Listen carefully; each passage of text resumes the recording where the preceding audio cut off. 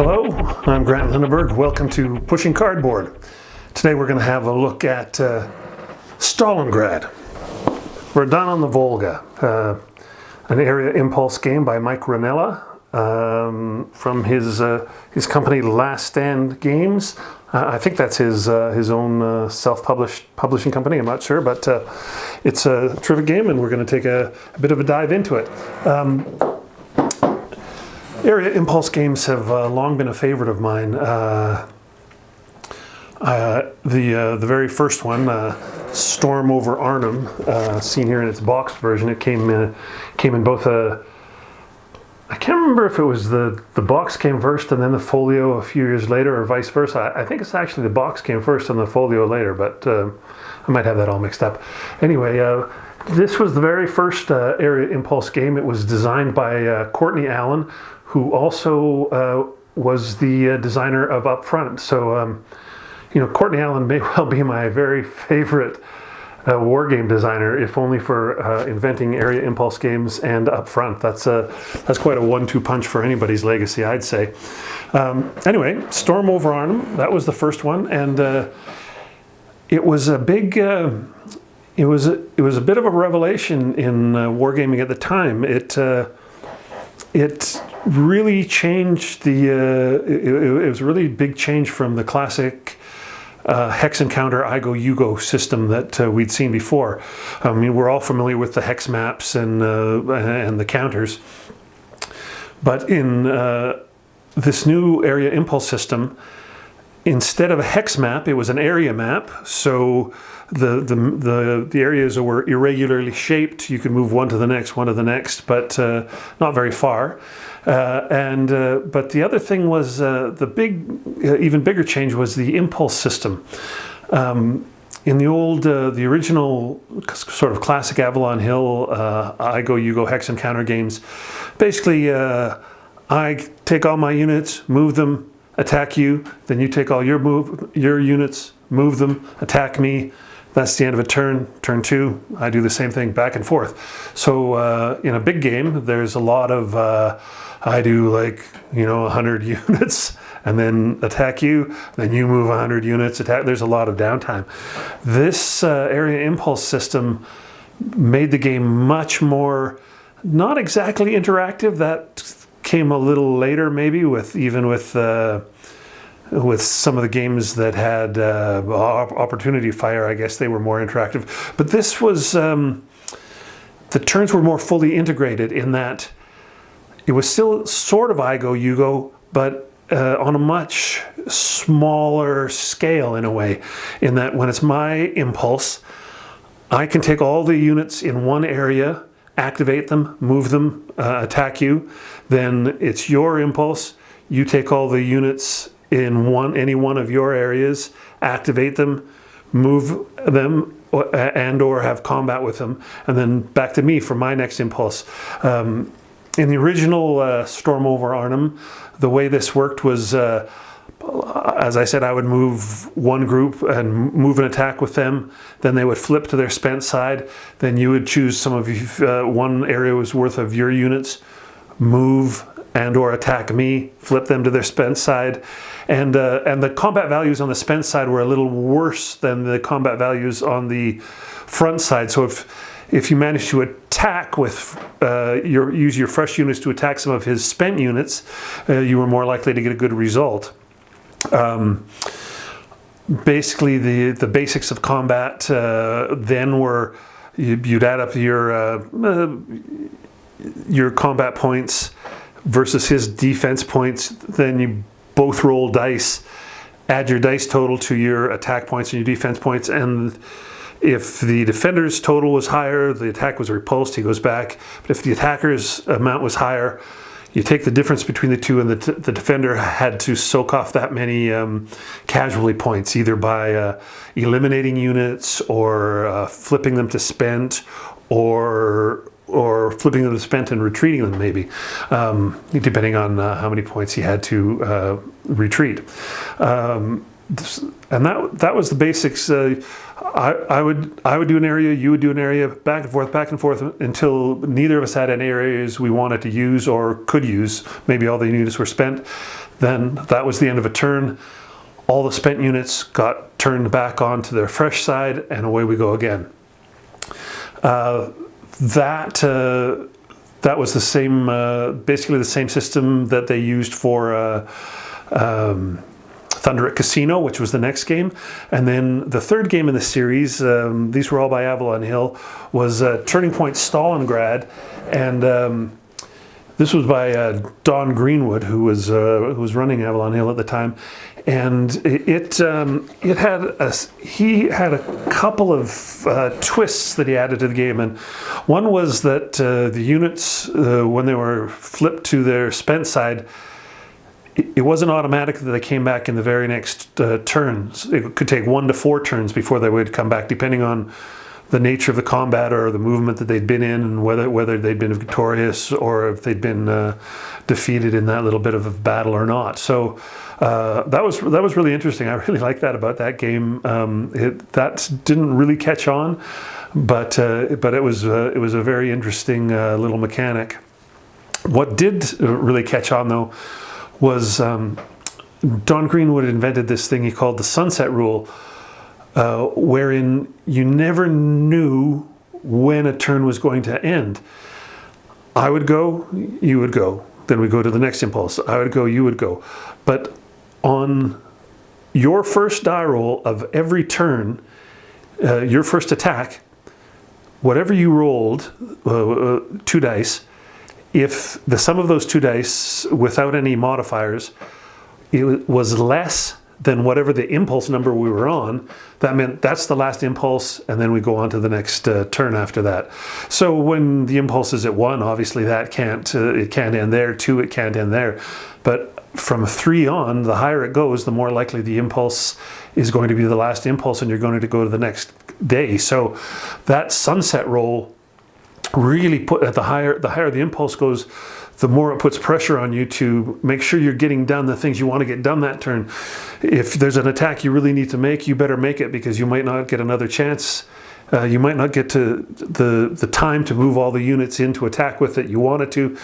You might just have to risk it and attack now, because if you get a bad roll, the turn's over, and you don't get another chance until the next turn. That stayed through many area impulse games after that. The Avalon Hill put out one more, Breakout Normandy, which was another big success, and then tons of other people have made area impulse games since then, and most of them have used the sunset die roll or some form of it.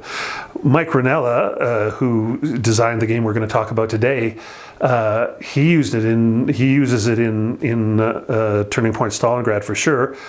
But in some of his newer games, he's even come up with a new mechanic called the momentum die roll that takes the sunset idea even one step further.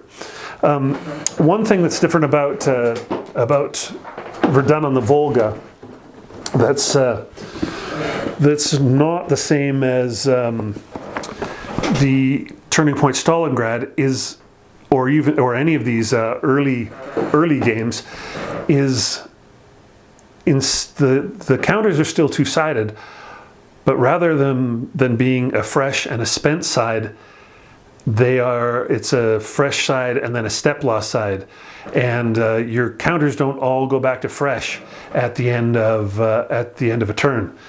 Instead, it's more a case of there's a refit phase later on in each turn where you'll be able to spend a few points to flip a few of the ones that have been knocked down a step back up to full strength. But it's a much more attritional game where your forces are gradually ground down over the course of the game in Verdun on the Volga. That said, let's have a look and see what the game's like in the nitty-gritty. Okay, let's take a closer look at some of the components. This is basically half the map board here.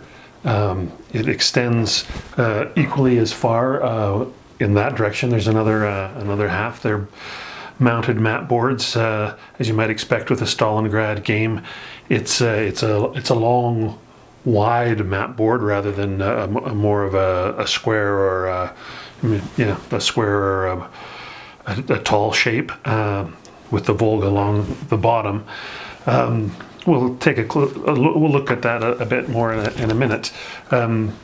You get a glossy rule book, 24-page rule book, and this rule book is not a heavy lift at all. Even though it's a 24-page rule book, you can see there's lots of illustrations and lots of examples of play. So it's not as, even if it says it's 24 pages, it's they'd be lucky to be 15 pages of actual rules there. Very good rule book. Not a lot of I've had a few questions over the couple of years I've played this game, but not many. As well, they provide a historical notebook with a couple of articles on the prelude and the aftermath of the battle by Michael Ranella, and then an article on the battle itself by David M. Glantz, who many of you might know from some of his nonfiction books on the Eastern Front. David M. Glantz and Jonathan M. House, and then of course there's a bibliography as well. So this is a nice touch. You don't see this. You see designers' notes and whatnot in most rule books, but to have an actual second book of historical notes and thoughts, that's fantastic. There's a couple of setup charts and reinforcement charts. I guess these are the reinforcement charts. So they tell you they're very similar in that for the basic game, which only goes 5 turns, the reinforcements are listed at the top, and for the longer campaign game, turns 6 to 10 are across the bottom. Same thing with the Soviet. There's also a couple of setup charts which aren't actually they're nice to have, but they're not totally needed in that the counters have every counter has either a black number or a white number on it, and if it's a white number, that tells you what area it sets up in originally, and if it's a black number, it tells you what turn on the turn track the unit starts with originally. So it's a really easy game to set up, no doubt about that. The only other thing besides the map board and counters is the game comes with a player aid with just a few things like movement costs and attrition points, things like that come up all through the game. There's one copy here, and there's an identical copy of this on the back page of the rule book, so both players can have a look while the game's ongoing. All right, let's take a slightly closer look at the map. You can see that the basic map is divided into areas, but along the outside these are what are called zones, and they work differently than the areas. Whereas the areas in the map proper have a stacking limit of only 4 units, the zones on the outside can have unlimited units. But the movement to and from zones is it takes all your movement to move into a zone. You're sort of done for your impulse then. The base of the game is played in the areas. The outer zones are basically where you place your reinforcements, and then they come into the game. It is possible to have combat out in the zones or a bit of maneuvering out in the zones, but in my experience it doesn't happen very often. There's basically 3 terrain types in the game. We'll just zoom in a bit and see if we can have a look there. The standard one with in a kind of a gray circle, that's your basic open terrain, and each one of these, the number in this example, the 21 at the top is the area number. The round circle tells you it's open terrain, and the terrain effects modifier, that's a a DRM for defending is 2 in this case, and then there's a little historical note of what this area represents. In this case, this is Hill 112.5. That's one type of train, and the TEM on open train can be anything from 1 to 3. Up above here, we have the area 15. That's in a green triangle, telling you that it's a woods hex. This is called the Dubovaya Woods, and its TEM, I think all the woods are 2, a TEM of 2. And then the final type is here. If it comes in a black box, then it's an urban area. And urban areas have a TEM of generally 3 or 4. The only other thing of note on the map is basically the divisions between the areas are either these white lines, which is just a generic a division between the areas. There's nothing special about it. Anybody can cross over it either way. Or else they're these blue lines, which are not, they don't have to be rivers. They're in the rulebook, they're called ravines. So they can either be ravines or rivers generally. And you'll notice that some of them have like a little bridge piece of artwork over them, whereas other ones they don't. And so if they don't have if a ravine has a bridge, anybody can cross over it. But if a ravine doesn't have a bridge, only infantry units, the mechanized units, can't cross over that. There might be a rule there that says if you use, anybody can cross over it if they use all their movement points. But generally, the mechanized units need the bridges to get over the ravines. Let's have a slightly closer look at some of the counters here. Here's a couple. The counters are they're nicely designed. These have been clipped, obviously, with the old Oregon Laminations 2mm clipper, but they're your standard ideas, where the first numeral is their combat strength and the second numeral is their movement allowance. All the foot units, the infantry units, have the standard sort of NATO infantry symbol. It'll be either that, or there's a few that are engineers, so they'll have the more of the engineer type look. Any unit that is motorized or mechanized will instead have a vehicle silhouette, and there's a variety of silhouettes. They don't have any influence on gameplay, but it's kind of fun to try and identify the different tanks and whatnot. And they'll also always have a higher movement rate if they're the vehicle, if they're the mechanized or motorized units. The other thing to notice about the counters is some have white numbers and some have black. If they have white numbers, that generally means that they belong to a parent formation. And as you can see here, we have 3 units that are all, they all have the same color for the Russians. They have this purple color, and that's because they're all from the 244th Division, as you can see on the little number there. That becomes important when you're attacking. If you have 3 or more units from the same division in your attack, you get a +1 to your strength. So that makes that's a big advantage. Whereas if they're black numerals on the counters, that means they're independent units, or at least for the sake of this battle, they're independent, and there's no parent formation. They're a group of that you can get the divisional integrity bonus from. Most of the units in this game are they're generally regiments, although there's a few brigades and a few battalions on either side of that, but not that it makes any difference to gameplay, but that's generally the scale we're looking at. Well, let's move on to the sequence of play and kind of have a look at how the whole game works. Zoom back out for this. The first phase of any game turn is the reinforcement phase. Even on the first turn, there's a few reinforcements to play.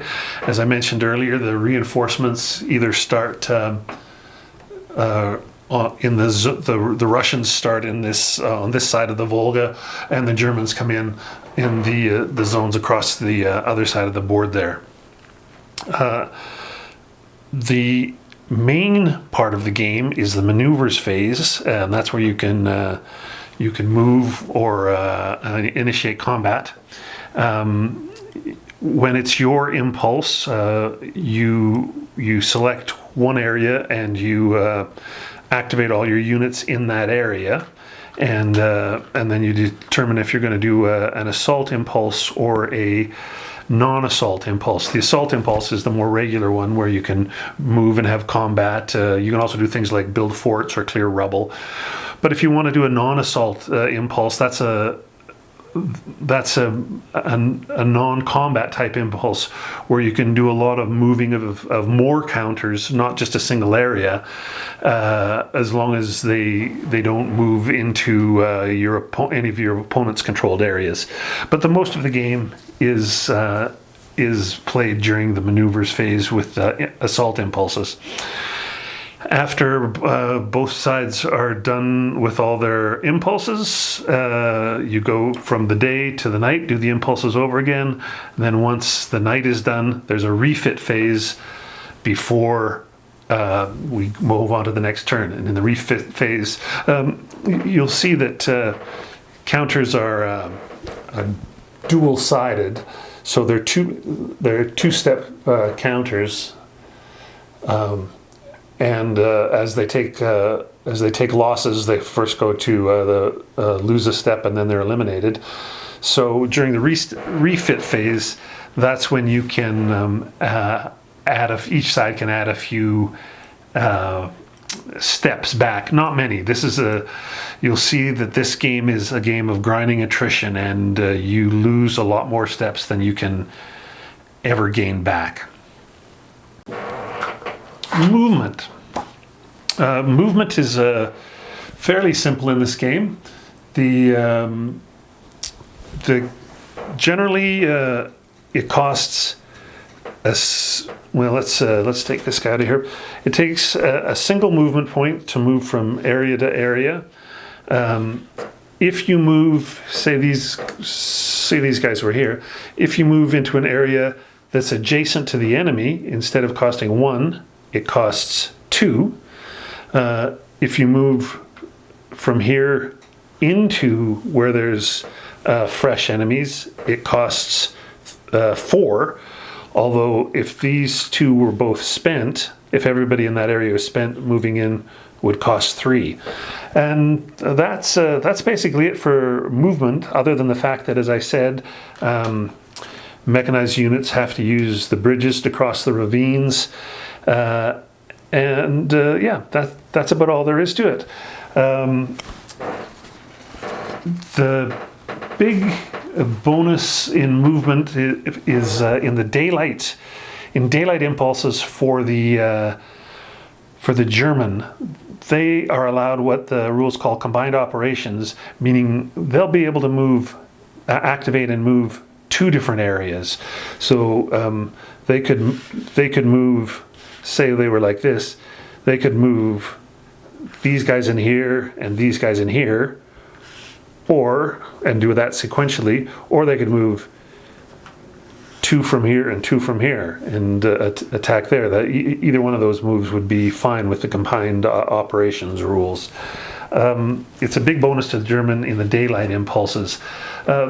After all the daylight impulses are done in a turn, then there's the night impulses, and the bonuses then shift to the Russians, who every unit increases its movement factor by 1, and as well, it's the one time of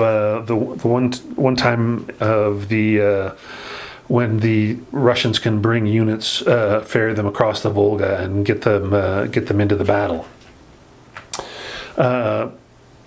the 4 units stacking limit. It makes a big difference in this game. There's no giant kill stacks that you can assemble to terrorize with. Although the Russian does get air support, which we'll talk about later. But the air support can be used twice per impulse. There's 2 air support counters, twice per impulse, every daylight impulse. So basically, if the German works things properly, he can get that twice every daylight impulse. He generally doesn't have to attack in the daytime without air support. He always has it. Both sides have a little bit of artillery, but it isn't as effective as the air support at providing a bonus. After the movement is done, well, let's say we'd done an attack. Let's say the Germans were attacking here, and they moved all these units in, and we're going to have an attack in that area. After they move in, then the attacker has to declare his lead unit. In this case, we'll just say it's one of these 4-4s, and the defender then declares the lead defender. In this case, there's just a single unit, so it has to be the lead defender. The attacker can then declare whether he's going to use his divisional artillery. Each of these colored divisions for the Germans has a divisional artillery marker, which can be used just once per turn. So they're not like the air support, which can be used every impulse. These can only be used once per turn. But if they add that in, that's going to add them another +2, and then they will always add in the air support. So they do all that. Then the defender, in this case the Russian, has to declare whether they're going to use any artillery support as well. The artillery support for the Russian is much scanter. They only have 2 artillery support counters that they can use per turn. But on the plus side for the Russian, instead of being linked to specific divisions, they can be used with any unit in the army. So they're more flexible but less plentiful. If this was a Russian attack instead of the air support, they could be adding in a storm group if they were doing a night attack on the Germans, which would give them a similar 1-to-6 bonus for these storm group night attacks. Although they're not as plentiful, they can only be used once per turn as well. Anyway, so this is basically how combat works.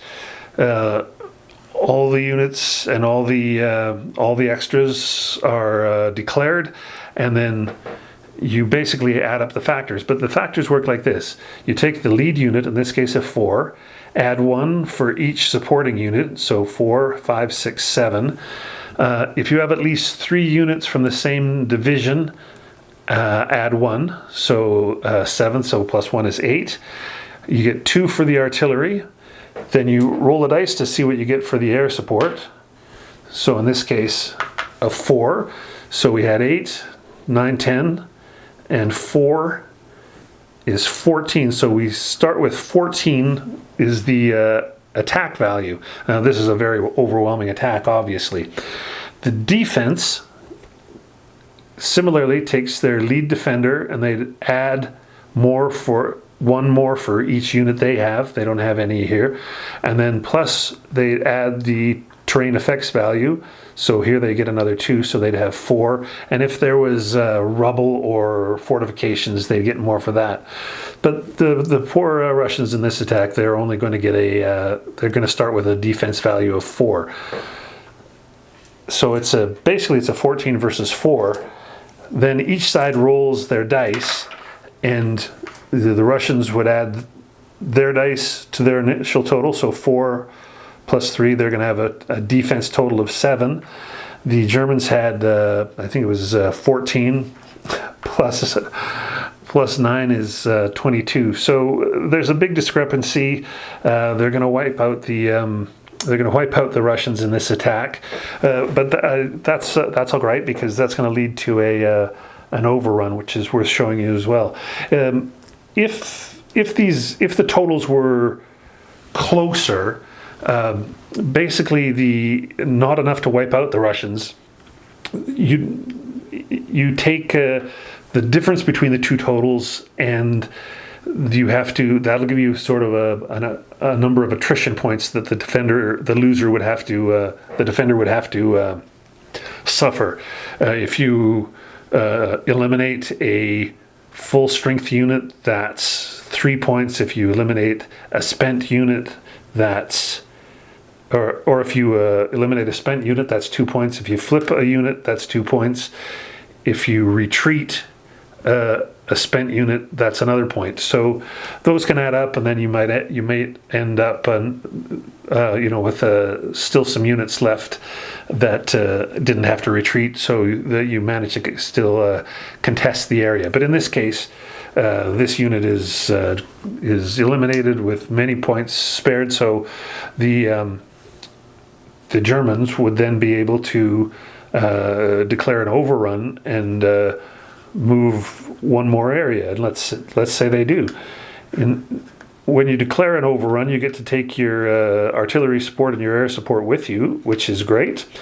But then they're attacking a very different value here. So they still. Oh, one other thing. No matter what happens to the attacker lead unit is always loses a step. So there's no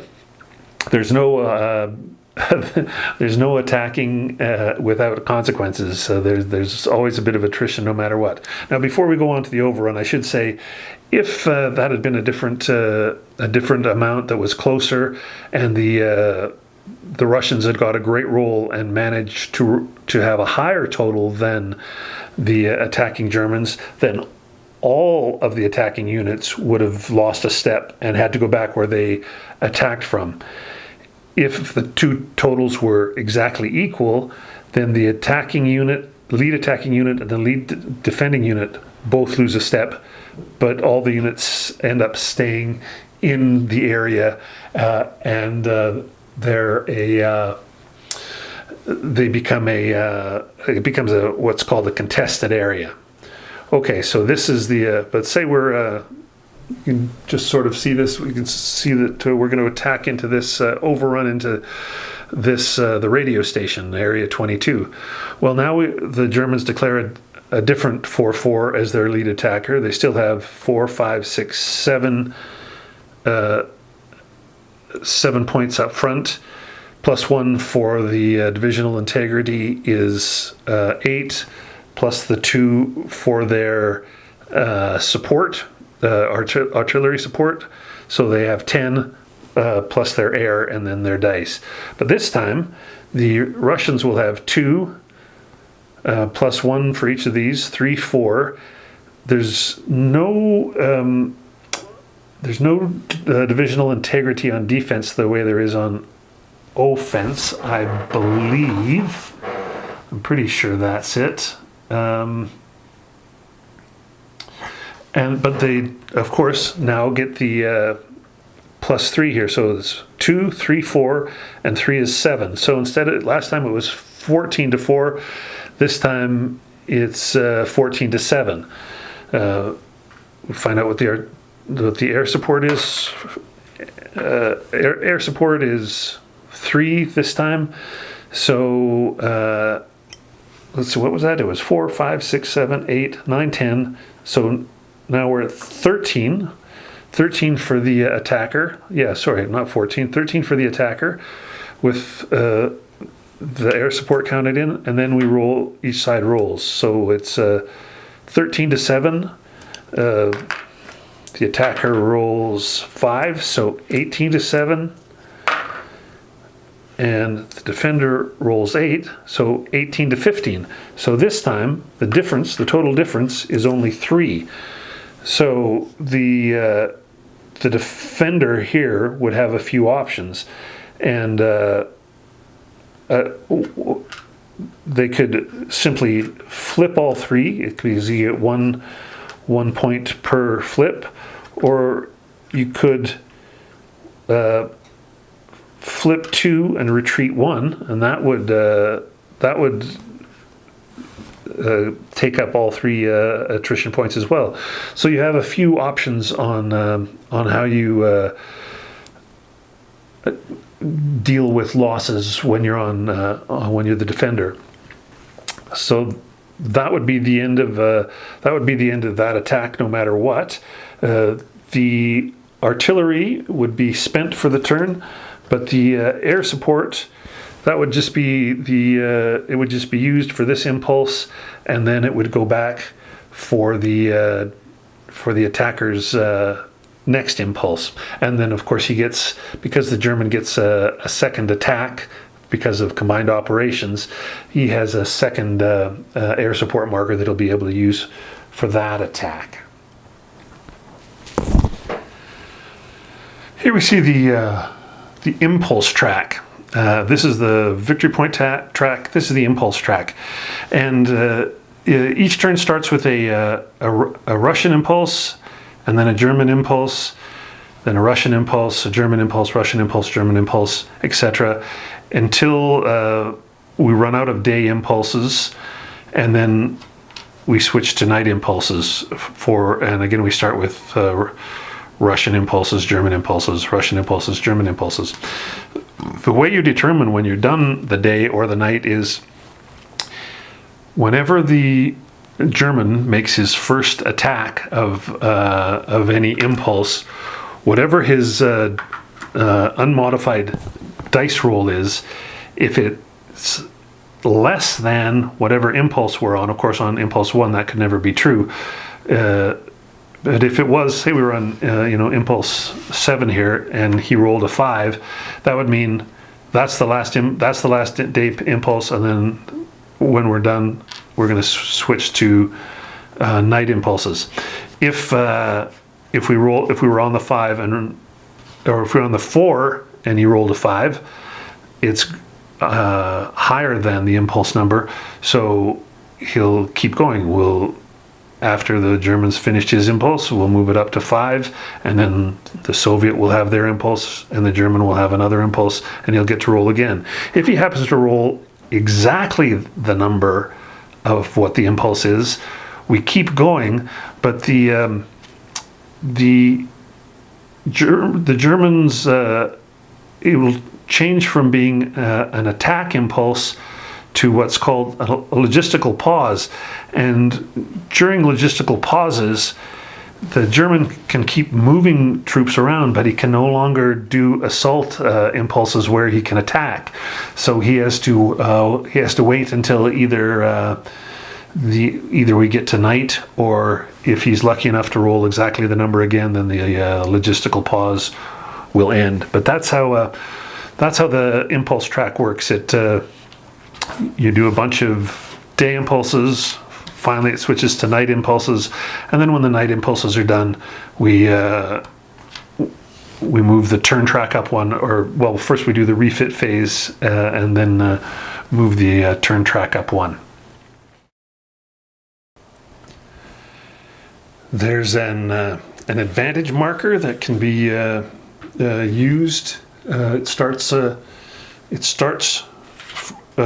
belonging to the German, but as soon as the German use it, like many area impulse game, then it'll flip to his opponent.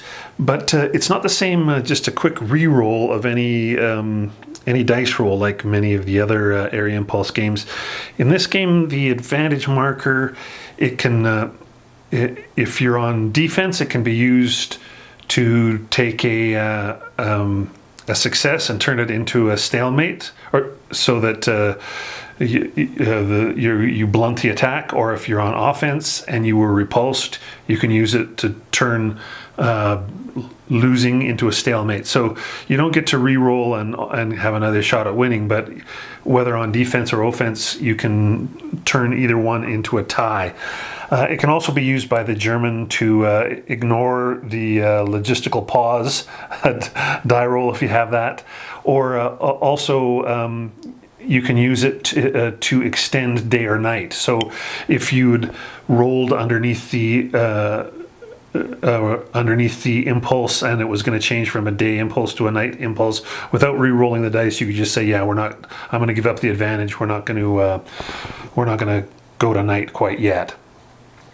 Also, if you manage to hold it during the refit phase, you can spend it to gain an additional couple of steps of reinforcements, which is or replacements, which is really valuable. The other interesting thing about it is, in whatever phase or impulse you use it, you hand it over to your opponent. They can't use it until the next impulse or phase. So that is to say, if the Russian uses it to buff up his refit phase and hands it over to the Russian or to the German can't immediately use it for his refit phase as well. Other than that, there's not too much more to say. There's a few special rules to give the Germans the upper hand on the first turn. Probably worth noting in terms of victory conditions. All the areas along the Volga, I don't know if you can see it, but the areas along the Volga all have a little victory point amount. 1 VP, 2 VP, 2 VP, 2 VP, 1 VP, etc. All the way down the line. If at any point the German manages to take all the areas along the Volga, he wins immediately. Otherwise, at the end of turn 5, if he manages to control 10 victory points worth of the coastline squares, riverside squares areas, he'll win that way. That's for the regular 5-turn game, which I think is the game that most players will play. But there's also a campaign game where it extends out to 10 turns, or you can play simply turns 6 to 10. But similar victory conditions in those games as well. So that's it. That's all I'll say for now. I'll return with a couple of thoughts to sum up. So that's the basics of Stalingrad, Verdun on the Volga. It's a great game. I don't really rate games, but I will say with this one, if anyone asks for a game, I'm always up for it. This is a game I'm sure I'll keep in my collection and play for years to come. Comparing it to Turning Point Stalingrad, it's kind of a dead heat for me. They're very different experiences.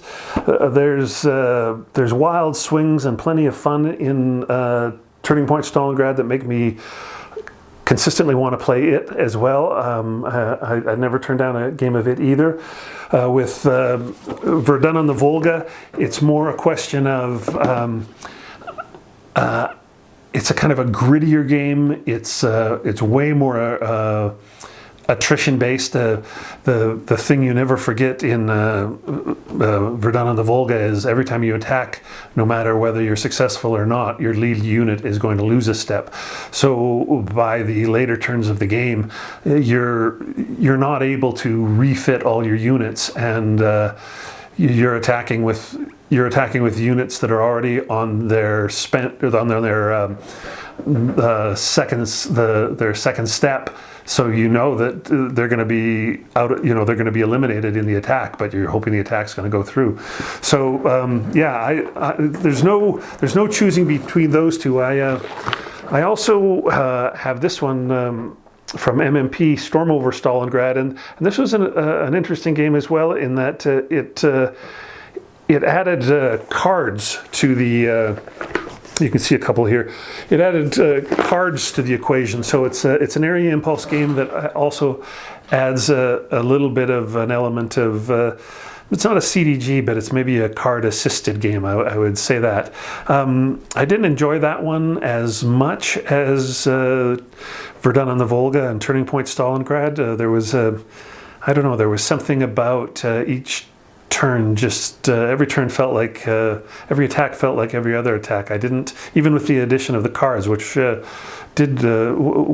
a nice touch. It didn't quite grab me the way the other two always do. I don't know. That's I'm not getting rid of that one either. I'm going to give it another go before I put that on the to sell pile.